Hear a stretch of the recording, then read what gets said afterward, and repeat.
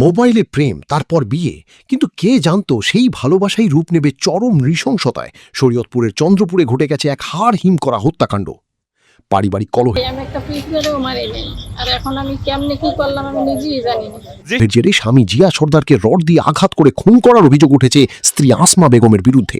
শুধু খুনই নয়, মরদেহ লুকাতে করা হয় টুকরো টুকরো। এরপর সেই মাংস ফ্রিজে রাখতে গিয়েই ঘটে বিপত্তি। হত্যাকাণ্ডের পর কয়েকদিন ড্রামে ভরে রাখা হয়েছে। বয়সে আমি এখন পর্যন্ত কারোর সাথে ঝগড়াও করি নাই, কেউ মারিও নাই, নিজে না খেয়েও মানুষকে খাইছি, বুঝছেন? ভাগ্যে আছে তাই এসে, বুঝছেন, শয়তানের বাজিটা ছিল মরদেহের অংশ। পরে তা বস্তায় ভরে বিভিন্ন স্থানে ফেলে আসা হয়, কিন্তু শেষ রক্ষা হয়নি। পচা মাংসের তীব্র দুর্গন্ধ ছড়িয়ে পড়লে স্থানীয়দের সন্দেহ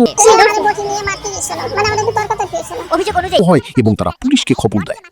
প্রাথমিক জিজ্ঞাসাবাদে আসমা বেগম নিজের অপরাধের কথা স্বীকার করেছে। এই ঘটনায় এলাকায় চরম চাঞ্চল্য ও ক্ষোভের সৃষ্টি হয়েছে। স্থানীয়রা এই নৃশংস হত্যাকাণ্ডের দৃষ্টান্তমূলক শাস্তির দাবি জানিয়েছেন।